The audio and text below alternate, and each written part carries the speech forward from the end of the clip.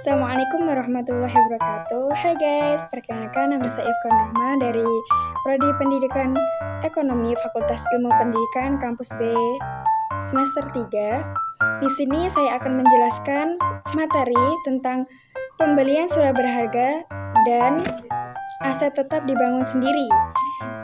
Yuk kita simak materi yang akan kita bahas. Baik, di sini saya akan menjelaskan tentang pembelian dengan surat berharga seperti saham atau obligasi dan aset tetap yang dibangun sendiri.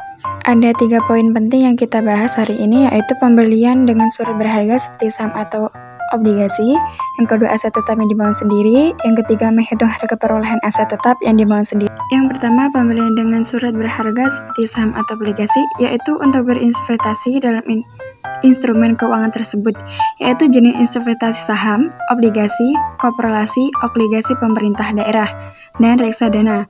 Pembelian obligasi merupakan cara untuk berinvestasi dan dapat memberikan keuntungan bagi investor. Bagi juga termasuk dalam jangka panjang ya. Saham adalah tanda penyetoran modal seseorang atau badan usaha pada suatu perusahaan atau perseroan terbatas dalam bentuk kepemerintahan individu atau atas aset perusahaan.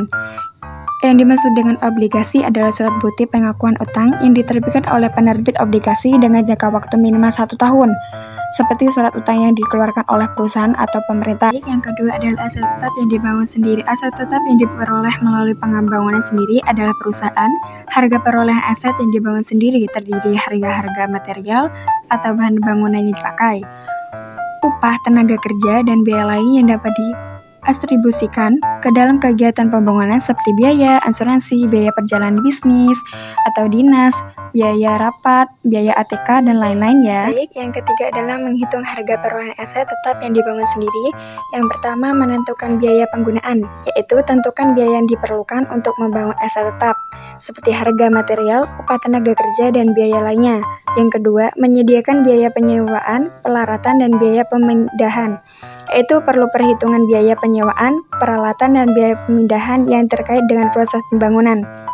Yang ketiga, menghitung biaya rencana dan bantuan teknis, yaitu biaya rencana dan bantuan teknis berhubungan dengan proses konstruksi perlu yang diperhitungkan. Yang keempat, pengaturan biaya lain yang dapat diatribusikan ke dalam kegiatan pembangunan, yaitu seperti asuransi, biaya perjalanan dinas, biaya rapat, biaya ATK, dan lain-lain.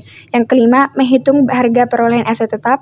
Harga perolehan aset tetap dapat diperoleh dengan menjumlahkan semua biaya yang diperhitungkan sebelumnya. Misalnya, jika perusahaan membangun sebuah bangunan dengan biaya sewa tanah 100 juta, biaya perbaikan sebelum bangunan 50 juta, dan biaya pinjaman 150 juta, maka harga perolehan aset tetap yang dibangun sendiri adalah 300 juta, yaitu seperti cara penghitungannya 100 juta ditambah 50 juta dan ditambah dengan 150 juta. Cukup sekian materi dari saya, kurang lebihnya saya mohon maaf, dan kepada Allah saya mohon maghfirahnya. Assalamualaikum, semoga bermanfaat.